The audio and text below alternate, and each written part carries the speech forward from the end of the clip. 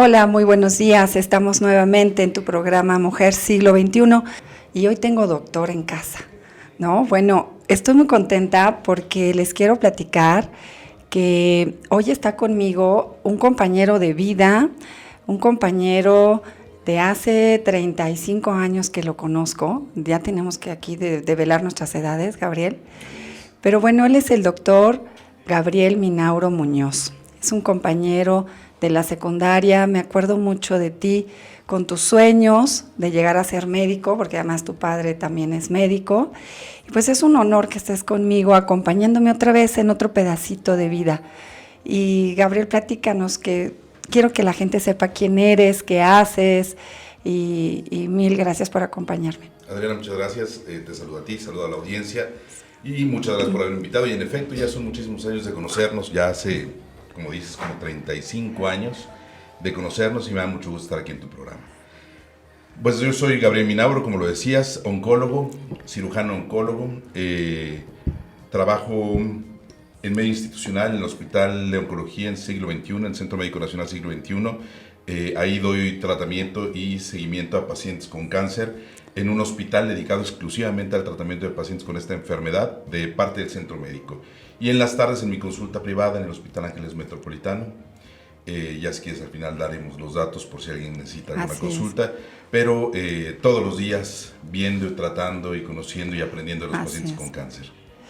Pues bueno, esta es una sección, Gabriel, que es denominada Economía de Caricias. Y pues cuando hablamos de la economía de caricias, hablamos de cómo acercar el conocimiento a las personas en muchísimos aspectos para que sientan un poquito de paz interna, y también aquellas personas que han vivido o que hemos vivido el tener un paciente con cáncer, o aquellas que han padecido el cáncer. Y te quise invitar porque no solamente conozco de tus buenas manos para la cirugía, sino que también conozco de tu parte personal y emocional, cómo te conectas con tus pacientes, cómo les hablas con tanta verdad, y por eso hoy pues creo que es un súper día para hablar de los mitos y las realidades. Pues muchas veces queremos hacer temas de prevención y tenemos tantas ideas de lo que vemos, de lo que escuchamos, de las promesas falsas que a veces nos surgen y de las cosas que en realidad sí tenemos que hacer. Y te late que empecemos con algunas preguntitas. Con todo gusto, claro que sí. Te interrogamos aquí. Lo que necesites. Bueno, muy bien. Bueno, pues primero que nada, yo creo que a nuestro auditorio les gustaría saber qué es el cáncer. La pregunta es básica porque hay que entender primero que el cáncer no es una enfermedad, es un grupo de padecimientos, cada uno con procesos distintos, causas diferentes, maneras de presentación distintas, pronósticos distintos, es decir, no es una sola enfermedad. Por supuesto que todas estas enfermedades que se engloban en el término de cáncer tienen algunos puntos en común. Básicamente se trata de un grupo de enfermedades que, si no se tratan adecuadamente y a tiempo, terminan necesariamente con la vida del paciente, en su inmensa mayoría. Así es. Se caracteriza por la presencia de un grupo de células que en algún momento, como parte del organismo, desconocen el lugar en donde se encuentran y empiezan a crecer para sí mismas. Es decir, las células cancerosas solamente crecen, viven, se reproducen sin una función específica que ayude a la persona que los porta. Entonces, no es una enfermedad, son muchas enfermedades y cada una de ellas tiene muchos puntos que conocer independientes y entender que no es un solo padecimiento, ¿no? Así es, porque bueno, siempre que dicen, oye, tiene más células cancerosas y menos células cancerosas, ¿es realmente por la multiplicación de estas células que se acomodan en algún lugar de nuestro cuerpo? Sí, la verdad es que todos tenemos, en algún punto o en varios puntos de nuestra vida, diferentes grupos de células cancerosas. El sistema inmunológico está preparado para identificarlas, destruirlas y no permitir que crezcan tumores. En algún momento coinciden algunos factores personales del sistema inmunológico, genéticos, que predisponen al desarrollo de estas células cancerosas y ya no son desechas por el sistema inmunológico y pueden formar enfermedad y tumor. ¿Qué causa el cáncer, Gabriel? ¿Cuáles son causas de cáncer? Ahí empezamos con los mitos. Hay una enorme cantidad de causas. Si tú te pones a revisar el internet, o escuchas a doña Chanita, doña Paquita, don Juanito, ellos te van a decir que hay muchos padecimientos oncológicos que se relacionan con causas muy diversas. La realidad es que las causas que conocemos, una tiene que ver con predisposición genética. Hay ciertas mutaciones en el organismo que predisponen a la aparición del cáncer, pero esta no es la única causa. Estos factores predisponentes tienen que estar expuestos a factores causales externos, fundamentalmente tabaco. Sin duda es el factor más importante, el factor externo más importante para la aparición de una enorme cantidad de tumores. El alcohol en menor medida, pero también causa una buena cantidad de tumores de las vías digestivas superiores. La exposición crónica al sol sin protección, que está muy relacionado con el cáncer de piel. Y algunas sustancias tóxicas, de algunas de estas son las más conocidas, quizá anilinas, un tipo de pinturas o tintes, asbestos, y otros, pero realmente los más importantes, las causas bien conocidas son tabaco, alcohol, exposición al sol. Todas las demás causas que se han descrito al respecto del cáncer, muchas de ellas son anecdóticas y son vox populi, pero no necesariamente reales, ¿no? Bueno, entonces sí, en este caso, como sabes, mujer del siglo XXI, hoy la mujer del siglo XXI ya consume igual de alcohol o más alcohol en muchas de las comunidades de México, y también, pues desde luego que fuma más. Entonces está mucho más propensa a tener este tipo de cáncer, ¿no? O de enfermedades, porque como dices, son varias enfermedades denominadas cáncer, ¿se puede decir así? Así es. Puedes utilizar el término cáncer y uno entiende a qué se refiere. Es una enfermedad mortal si no se trata a tiempo. Y en efecto, uno de los factores que ha incrementado el número de pacientes con cáncer, en especial en el grupo de las mujeres, es precisamente el consumo básicamente de alcohol y de tabaco, más el de tabaco que se ha incrementado mucho. Hay pacientes que me preguntan que fuman mucho, por supuesto, y que me dicen, no, es que yo conocía a don Paco, vivió hasta los 120 años y fumaba puro todos los días. Y no le pasó nada. Y no le pasó nada. Y en efecto, hay casos esporádicos de pacientes que pueden exponerse a estos factores causales y no desarrollan ni cáncer ni otras enfermedades, pero por cada paciente que no desarrolla una enfermedad de estas, hay muchísimos otros que sí desarrollan no solo cáncer. El tabaco puede ser la causa más importante del cáncer de labio, de piso de la boca, de lengua, de esófago, de tráquea, de pulmón, de bronquio, de estómago, de colon, de hígado, de páncreas, de la región anorrectal, de piel. Es el factor causal más importante y en efecto se incrementa el consumo y aparecen más casos. Y hoy que la mujer fuma tan chiquitas, a los 12 años ya las vemos fumando, ¿no? Hombres y mujeres, sí. Hombres y mujeres. Bueno, vamos a otra pregunta. ¿Por qué hay más cáncer ahora? Justamente tocando este tema, ¿no? Cuando la gente se entera de pacientes con cáncer, hace relación con la gente conocida a su alrededor y se dan cuenta de que cada vez hay más personas cercanas que padecen de esta enfermedad. Creo yo que sí hay factores causales más importantes que tienen que ver con el incremento de consumo de sustancias tóxicas. No se dice mucho, pero también el consumo de marihuana es un factor de riesgo para desarrollar cáncer de vías digestivas superiores y de vías respiratorias. Pongo esto entre paréntesis porque ahora se le está dando mucho auge al consumo de marihuana como si fuera algo inocuo y no lo es. Pero bueno, la exposición a más agentes causales de cáncer incrementa considerablemente el número de pacientes. Pero también vivimos más, Adriana. Antes, la expectativa de vida en México, digo antes me refiero a hace no mucho, quizá unos 60, 70 años, no rebasaba 45 años en varones, 30 y tantos años en mujeres. Vivíamos poco. Y el cáncer, a pesar de que afecta a personas más jóvenes, sigue siendo una enfermedad que afecta fundamentalmente a las personas de mayor edad, arriba de los 60 años, 50 años. Y ahora nuestra expectancia de vida en México para varones y para mujeres rebasa más de 80 años. Si vivimos tantos años, es evidente que tendremos más pacientes con cáncer que antes no veíamos. Entonces, más factores causales, vivimos más tiempo, pero también sabemos más de la enfermedad, hay más difusión. Antes pensábamos que la gente se moría de hambre, de tristeza, de soledad, y se consumían, perdían peso, y en realidad era un diagnóstico fallido, una enfermedad maligna que estaba acabando con la vida de los pacientes y no nos percatábamos. Hoy hay más información no solamente para el grupo médico, sino también para los pacientes. Quiero recordarles a todas mis escuchas, a todas mis seguidoras y a las seguidoras de esta vertiente de conocimiento que brinda CEFOIM, que tenemos nuestro curso el sábado y el domingo para que por favor se inscriban. Hemos tenido más de 600 mensajes en nuestro Messenger y hemos visto que muchas de las mujeres no están con el tema económico suficiente para poder inscribirse en nuestro curso. Así que hemos decidido que por cada inscripción que había puedan asistir 4. Vamos a abrir un poquito más la sala y lo que queremos es que se acerquen al conocimiento porque justamente ahorita que vamos a platicar contigo tocaremos esos temas de preparación en la vida, ¿no? Y vamos a tocar, Gabriel, el tema de las emociones. ¿qué hay de cierto que las personas que son más débiles emocionalmente o cómo está relacionado el tema de las emociones al cáncer? Probablemente ahorita toquemos un grupo de temas, y no es que es el mismo, pero con diversas variantes, Sí. Al respecto de mitos en el cáncer. Okay. Mucha gente, no solamente de manera coloquial, sino en los medios de comunicación masivos, hacen referencia a que el cáncer tiene sus principales causas en cuestiones emocionales. Y no es infrecuente que digan que la tristeza, la depresión, el enojo son la causa directa de esta enfermedad, porque encerramos emociones negativas que se van a traducir en un cambio en el organismo. Tengo que ser muy escéptico al respecto. Lo soy no solamente porque, pues como médico alópata soy con orientación científica, pero también por sentido común y experiencia. No son causa de cáncer. Ninguna emoción causa cáncer. Ninguna.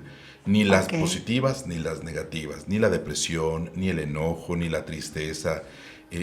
Todos pasamos por esos momentos. La principal manera de echar abajo este argumento es que todos en algún momento de nuestra vida pasamos por enojos muy intensos, por sufrimiento muy serio, y no por eso todos tenemos cáncer. Si así fuera, todos los que padecen esta enfermedad tendrían que haber pasado constantemente por cáncer, y los más felices del mundo toda su vida no tendrían cáncer, y eso es mentira. Y eso no existe. Y eso no existe. Y es importante reconocerlo y saberlo, porque puede confundir a la persona que ya tiene cáncer.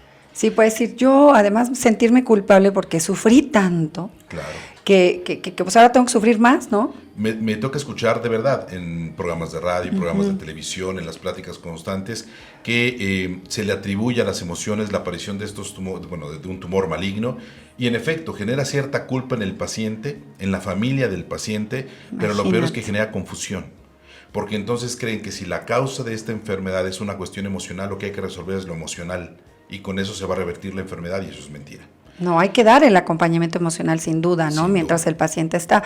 Pero bueno, ahorita hablamos de la estructura personal de la persona que tiene cáncer, es decir, si tiene fortaleza, si intelectualmente está preparada, si emocionalmente viene acompañada por su familia de la mejor manera, seguramente le será menos difícil el trance de la enfermedad. Claro. Un estado depresivo, de enojo constante, que puede ser natural en el paciente con cáncer como parte de estas etapas del duelo, con el tiempo tiene que ir desapareciendo, y una vez que llega la aceptación será más fácil tratar la enfermedad. Pero causa específica de cáncer, ninguna de las emociones, ninguna. Y hay que ser muy enfático en ello para no confundir que el tratamiento de enfermedades emocionales tiene que ver con una mejoría en la enfermedad. Ahí comienzan más bien un tipo de enfermedades mentales, ¿no? Donde empiezo a perder más mi estado de conciencia. Digo, porque hay gente muy valiente, Gabriel. Bueno, tú nos puedes platicar muchísimas anécdotas de estas personas. ¿Quiénes han sido las personas más afectadas con cáncer en tu experiencia? Porque has visto cientos de casos en este instituto, ¿no? Que además, un abrazo al instituto, por favor, porque hacen una labor que muchas veces nos quejamos, y si vivieran lo que viven ahí ustedes, justamente con el tema de emociones y de contener y de abrazar a los pacientes, es una tarea muy ardua. Sí, fíjate que entre el grupo médico se considera que el oncólogo es el que menos emociones tiene y el que es más frío. Yo creo que es contrario exactamente a este concepto. El paciente con cáncer te enseña todos los días, no solamente lo importante que es vivir. Hay gente que verdaderamente tiene problemas muy serios.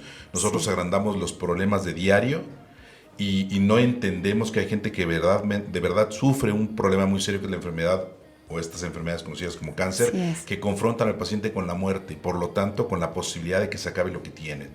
Y una vez que tratas la enfermedad, se recuperan de ella e incluso se curan, pueden ver la vida de manera distinta. Nosotros, bueno, yo cuando menos, que estoy inmerso todo el tiempo en esta vida de pacientes con cáncer, trato todos los días de entender que hay gente que realmente tiene problemas, que los nuestros no son tan importantes y que hay que aprender a abrazar y querer la vida. Las personas que tienen más cáncer son las mujeres, sin duda. Eso sí no se conoce muy bien. Probablemente una de las causas que no comentamos hace un rato tiene que ver con la exposición a hormonas. Estrógenos y progesterona, que son hormonas propias de la mujer, de alguna manera influyen en la aparición de tumores malignos, que por cierto son los más frecuentes en estadística, fundamentalmente el cáncer de mama, que es sin duda el primer lugar en el mundo y en México. Luego el cervicouterino también, ¿no? El cervicouterino, pero tiene una causa distinta, no necesariamente hormonal.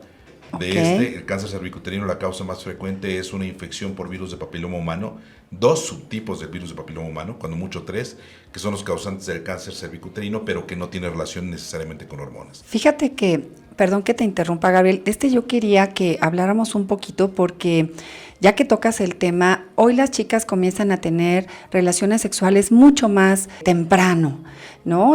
Ya estamos con 12, con 14 y no se dan cuenta que este tema de tener multiparejas, de pues las pone en una condición de riesgo mucho mayor para adquirir un papiloma, ¿no? Y también en el tema a veces decimos, bueno, es que el tema de infidelidad que se da, pues no es tanto a lo mejor el enojo, como dicen muchas, por lo que haga en otro lado, sino por lo que me trae, ¿no? Así me lo platicó una amiga, me decía, Adriana, pues ya tengo esta enfermedad y el enojo más grande no es porque me haya engañado, sino por lo que me trae. ¿Puedes platicarnos de estos 2 cánceres que llegan con las mujeres y que lo ves un poquito mal y después de los que mucho más le siguen, ¿no? Mira, empiezo con el cervicuterino y sí. Otra vez mitos y realidades. El cáncer cervicuterino es una enfermedad causada fundamentalmente por la adquisición de un tipo de virus que es el virus de papiloma humano, del cual hay más de 150 cepas. Dios. O sea, no significa que padecer virus de papiloma humano te va a llevar a cáncer cervicuterino. De estas 150 o más que hay, cada día se conocen otras, solamente hay entre 2 y 4, fundamentalmente 16 y 18, que son las más causantes de cáncer cervicuterino. Ajá. Es decir, todas las demás, las otras 140 y tantas, no causan cáncer cervicuterino. Lo importante entonces no es necesariamente, es que creo que toca un tema muy, muy delicado, pero pues no me queda de otra más que informar al respecto. No tiene que ver con infidelidad, no tiene que ver con la relación, es un tema tabú y eso es lo que desinforma al respecto. La enfermedad es una enfermedad viral, como lo es la influenza, como es el herpes virus, como es la gripa, como es el catarro. Es una enfermedad viral, pero como tiene una connotación sexual, se hace como prohibido el tema y entonces empiezan una serie de mitos al respecto. Tu pareja te lo pasó y te es infiel y en efecto, en esta sociedad se piensa que es el varón el que se lo pasa a la mujer, pero a este varón se lo pasó una mujer. Qué bien, muy entonces, bien platicado esto. No hay que pensar entonces que esto tiene que ver con cuestiones de fidelidad o infidelidad. Lo importante es detectarlo tempranamente una vez más. La prevención tiene que ver con la detección oportuna. Quiere decir que todas aquellas mujeres que hayan tenido vida sexual activa, a partir del momento en que la tienen, no importa la edad, no voy a tocar el punto de a qué edad empezamos a tener relaciones sexuales. A partir del momento que se tienen relaciones sexuales, en ese momento empezar con el Papa Nicolau. El Papa Nicolau o la colposcopía. La colposcopía no es mejor que el Papa Nicolau.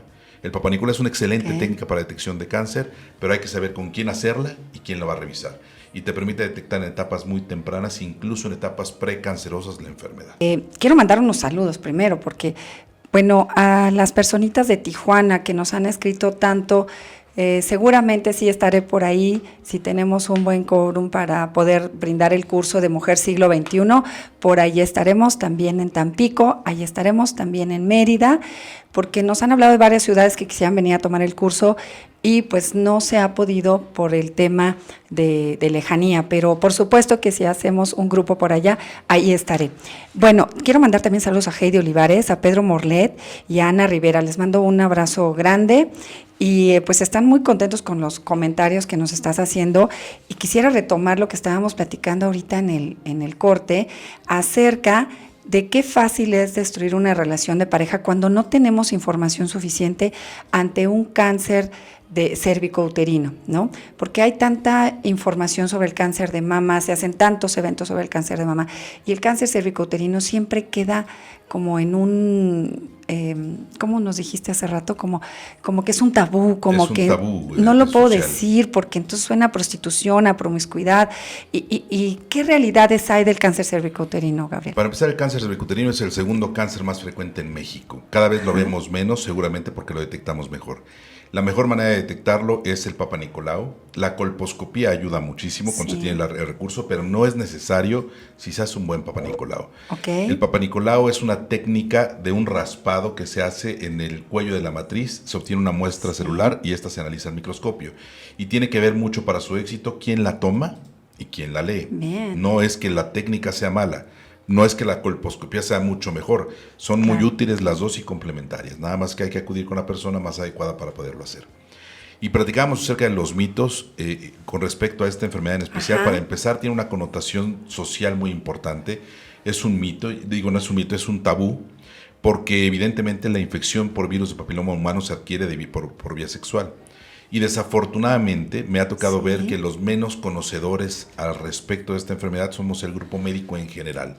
No quiero especificar, pero los médicos en general, que no entendemos primero que es una enfermedad viral como lo son la infección del herpes, la infección de la gripa, la influenza, nada más que como estas no tienen transmisión sexual, no se convierten en tabú y no son un tema del cual no se habla. Así es, nuestro tema de creencias, ¿no?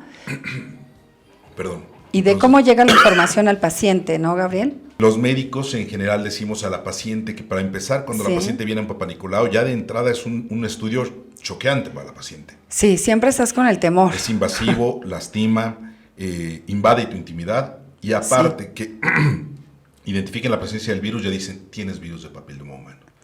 Te lo pasó ese quien sea, ese tu novio, ese tu esposo, ese tu persona más favorita, esa persona te lo pasó y no necesariamente tiene que ser así.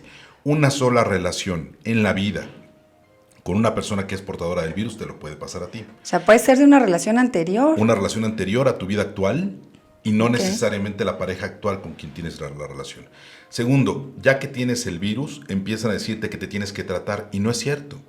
Puede ser portadora del virus. Hablo más de la mujer porque es en quien más se presenta el cáncer cervicuterino, pero el cáncer cervicuterino tiene su contraparte masculina, que es el cáncer de pene, también relacionada al virus de papiloma humano, nada más que es mucho menos frecuente.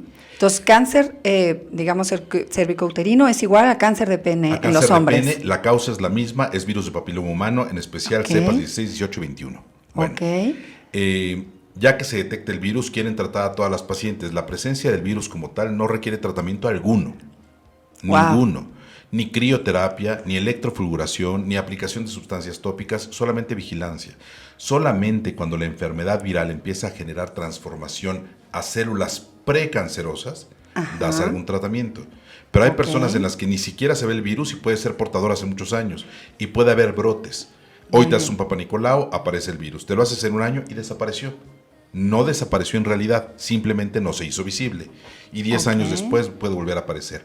Pero mientras no genere cambios precancerosos o francamente cáncer, no requiere tratamiento alguno, solo vigilancia. Imagínate qué falta de desinformación, que puedes destruir toda tu familia, tu pareja, el miedo que te provoca que te den una noticia así sin tener conocimiento de hasta dónde, ¿no? Porque mucha gente dice, bueno, ya tengo el papiloma y entonces quiere decir que soy susceptible de cualquier momento de mi vida de cáncer, pero a lo mejor es simplemente irte vigilando. Hay que vigilarse, sí. ¿Y cómo crear? Fíjate que en el curso de Mujer Siglo XXI, cuando hablamos de la etapa de la salud y hablamos 5 temas importantes de la salud, sí tocamos mucho el tema del cáncer cervicuterino porque es un tema de responsabilidad de la mujer, estarse revisando.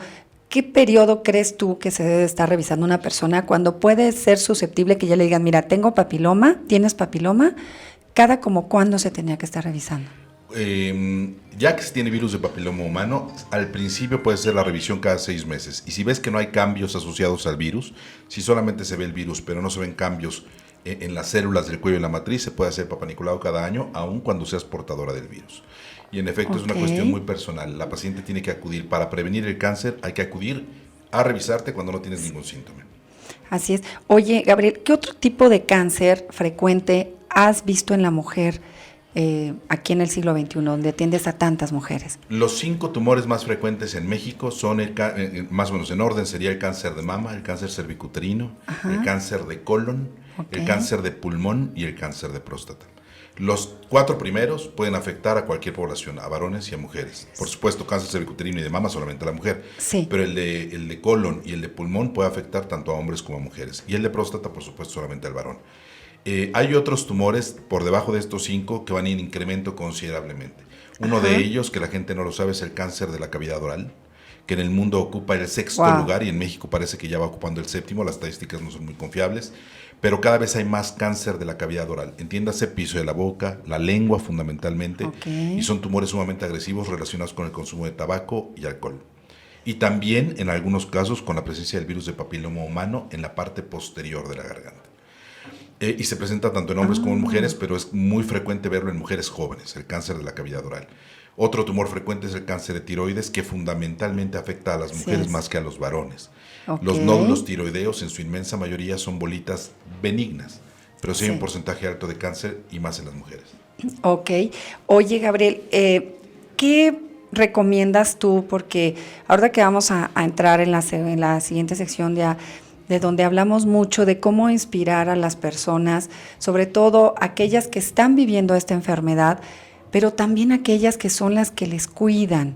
Creo que el próximo segmento lo vamos a dedicar a esto porque el tema de la toma de decisiones, de qué manera acompañar a un familiar, a un ser querido cuando tiene la presencia de esta enfermedad en su familia, y que a veces yo digo que hay cosas que son peores que el cáncer, ¿no? Porque cuando hay la desintegración, la falta de empatía y demás, pero sí me gustaría que en el próximo bloque nos platiques cómo se vive el acompañamiento familiar de las pacientes o de los pacientes en general. Digo, siempre estamos aquí por mujer, pero también desde luego por hombres, porque además la mayoría de los pacientes son cuidados por mujeres, ¿no? Poco van más los hombres a cuidar los pacientes, pero nos gustaría que nos lo cuentes en el próximo bloque. Se llama Ama, Sueña, Ayuda, Inspira y Cambia, y en este pedacito de bloque queremos dar un sentimiento, una huella, como siempre digo, hay las huellas de abandono y hay las de abrigo. A veces sí nos sentimos muy abandonados, pero también hay las huellas de abrigo en donde reconocer a estas personas que están ayudando a los pacientes, que estábamos platicando ahorita de cómo se vive esto. Y también, para cerrar, Gabriel, me gustaría que nos platicaras qué hay de todos esto, dentro de estos mitos, todas las recomendaciones que luego existen de las personas. Pero te manda a saludar Desi Ugalde, Rocío Puente, Claudia Berenice y Areli Ontiveros. Dicen que eres un excelente médico. Muchísimas gracias.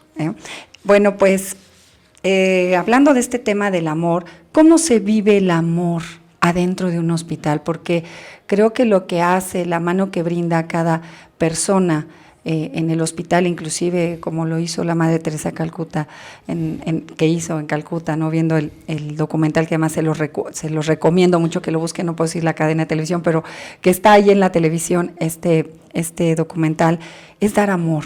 ¿Cómo se da amor en el hospital y cómo se da acompañamiento? ¿Quiénes lo dan? ¿Cómo los dan? ¿Cómo se vive en el hospital? Bueno, yo creo que hay dos grupos fundamentales de personas que acompañan al paciente con cáncer. Por supuesto está el grupo médico, de enfermería, de todo el personal que labora en un hospital para tratar de diagnosticar, tratar y vigilar al paciente con cáncer, que es muy importante. Pero sin duda el grupo más importante que debe de acompañar al paciente con cáncer es la familia. Es una enfermedad que no modifica solamente la vida del paciente, sino todo el entorno familiar. Es decir, no solamente el que esté enfermo cambia su estilo de vida. Todos los que están alrededor, en el primer círculo y a veces en el segundo círculo cercano al paciente, modifican sus rutinas, sus actividades para poder acompañar y tratar al paciente con cáncer. O cuando menos así piensa uno que debiera ser, no necesariamente ocurre así. Cuando hay un paciente con cáncer son muy pocas las personas de estos primero o segundo círculo cercanos al paciente que se acercan a cuidarlo, a acompañarlo a las consultas, a los tratamientos y en la vigilancia. Y mucho más difícil encontrar a uno o dos familiares que se encarguen del paciente cuando ya se encuentra en etapa terminal.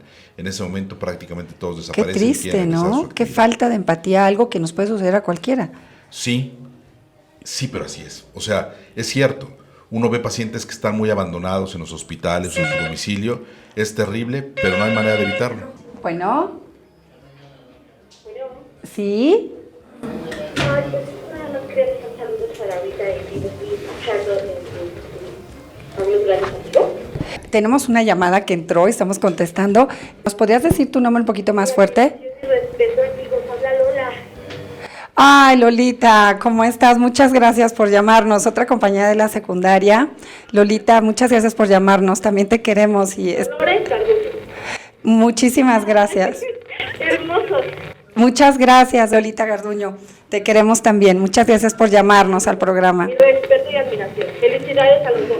Ay, muchas gracias, Lolita. Muchas gracias, Lola. Bueno, qué emoción, ¿no? Porque también es otra compañerita de la secundaria, así que para que vean el valor de la amistad, sin duda, pues cuando hablamos de los amigos, ahora que reencontré a Gabriel, lo primero que le decía a Gabriel, si alguien no me saca al sol, sácame al sol. Y si alguien no te saca al sol, seguramente te sacaré al sol, ¿no? Porque nuestra amistad siempre ha sido muy, muy bonita y ha sido un gusto retomarla. Pero bueno, gracias, Lolita. Y vamos a continuar, Gabriel.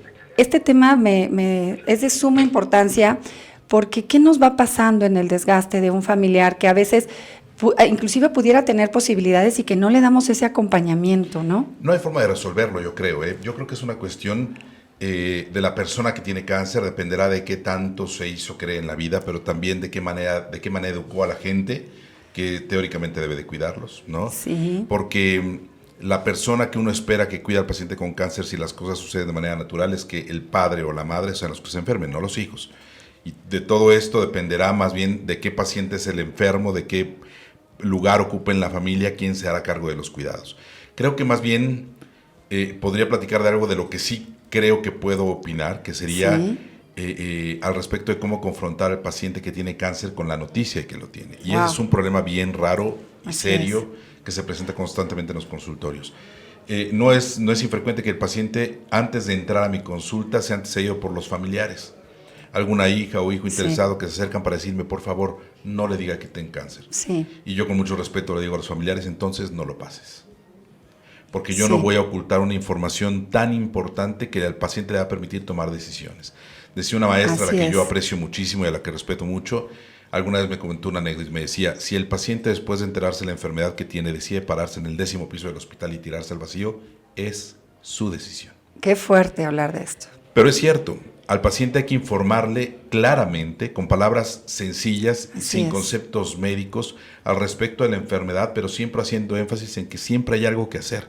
Aun cuando la enfermedad sea incurable. El tema de esperanza. Siempre hay manera de tratar a un paciente con cáncer, si no para curarlo, sí para mejorar su calidad de vida, para disminuir el dolor, para prolongarla de mejor calidad, de mejor manera. Y la familia no tiene la responsabilidad de confrontar ese diagnóstico y esa noticia. Es el médico. El médico tendrá que decir al paciente lo que tiene y la familia cumple un papel fundamental que es acompañarlo, escucharlo y ayudarlo a resolver dudas. Si hay dudas de la familia, resolverlas también en ese momento. Así que no es la familia quien tiene que decirle al paciente que tiene cáncer, esa es mi opinión. Tiene que ser generalmente un médico y hay forma empática. Y de manera personal te cuento que realmente tomar este tipo de decisión es una carga emocional muy grande, porque yo la viví en el caso de mi madre y no sabíamos qué hacer y de momento no quería decirle. Y la verdad es que a veces muchos de los familiares, que normalmente hay uno que toma la batuta, ¿no?, para dar ese acompañamiento, tiene que tomar decisiones y a veces tampoco hemos sido preparados. Y por eso qué bueno que lo hablamos ahora, porque el tomar esas decisiones y todo te deja una carga emocional, que es lo que hablábamos también de manera personal, muy fuerte, ¿no? Por eso también no se aconseja, es mejor hablar con el paciente, decirle, porque a lo mejor en nuestra provisión de querer dar amor, erramos, ¿no? Sí, en el afán de evitarle al paciente sufrimiento, generamos más sufrimiento y confusión. El médico le tiene que decir al paciente qué es lo que tiene y las alternativas que tiene y la familia acompañar. Tratar de evitar la noticia al paciente que tiene cáncer no se va a lograr, porque los pacientes no son sonsos, no están tontitos. Siempre lo saben, ¿no? Siempre lo saben. Tienen, y el paciente evita preguntarle a los hijos para no mortificarlos, y los hijos no le dicen a los padres para no entristecerlos. Y se convierte en un juego de mentiras sin aciertos que lleva a la confusión y a un mal tratamiento. Saber con claridad que tiene el paciente, lo va a agradecer, quita la carga a la familia de guardar secretos innecesarios emocional, claro, y ayudas mucho más y permites avanzar en el tratamiento de la enfermedad. Bueno, pues ya casi estamos por acabar, pero quiero mandar un saludo al doctor Pérez Sincer, también quien atendió a mi mamá en todo este tema del cáncer de los 9 meses, que también viví y además esta falta luego de acompañamiento también, ¿verdad? Como dices, de la familia, donde sientes que de repente te vas quedando solo en muchas decisiones. Gracias a Dios yo conté con el apoyo de mis hermanos. De alguna manera tenemos que aceptar que no todos pueden dar lo que todos esperamos que dar, y también de mis tías, a Pati y Elvira, les mando un abrazo. Y también por esta ayuda que me dio cuando don Gastón, mi suegro, vivió esta enfermedad y que fue como mi padre. La verdad, Gabriel, yo quiero darte un agradecimiento en nombre de muchísimos pacientes que seguramente has atendido y que seguramente en su dolor, en su desesperación, no te han dicho gracias. Yo sí te quiero decir las gracias porque el estar tú al frente con tus horas, 24 horas y demás, estando viendo qué pasa con uno, qué pasa con otro y estar buscando la mejor alternativa para ellos, seguramente es una tarea muy ardua para ti. Así que tenemos un minuto para que te despidas de hoy y esperamos verte aquí otra vez. Así que, ¿qué nos quieres decir? Pues muchísimas gracias por la invitación. Muchas gracias a todos los que nos escucharon y aquí me tienen siempre a sus órdenes para resolver dudas y para tratar de curar la enfermedad cuando se pueda o cuando no se pueda.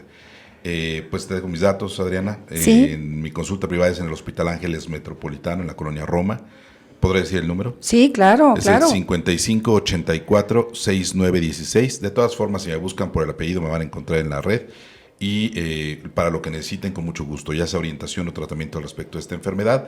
Y quería hacer nada más mención que te decía que el sexto lugar en el mundo está el cáncer de cavidad oral. Y en mi consultorio elaboramos un grupo de especialistas y subespecialistas en cáncer dedicados al tratamiento de cáncer de cabeza, cuello y piel. Un tipo de cáncer del cual se sabe poco, pero desafortunadamente hay cada vez más. Mucho. Y la gente no sabe que existe este grupo para el tratamiento de tumores malignos, solamente de esta región, de la región cervicofacial. Bueno, pues me quiero despedir con esta frase de Elizabeth Kruger Ross, que quiere decir que hasta en el último momento de nuestra vida siempre hay algo que hacer y eso es solo amarnos. Te veo en el próximo programa de Mujer del Siglo XXI. Un abrazo para todos los que están padeciendo esta enfermedad y para todos aquellos que necesitan de acompañamiento y mucha fortaleza. Que Dios los bendiga. Nos vemos en el próximo programa. Gracias, Gabriel. Gracias a ti.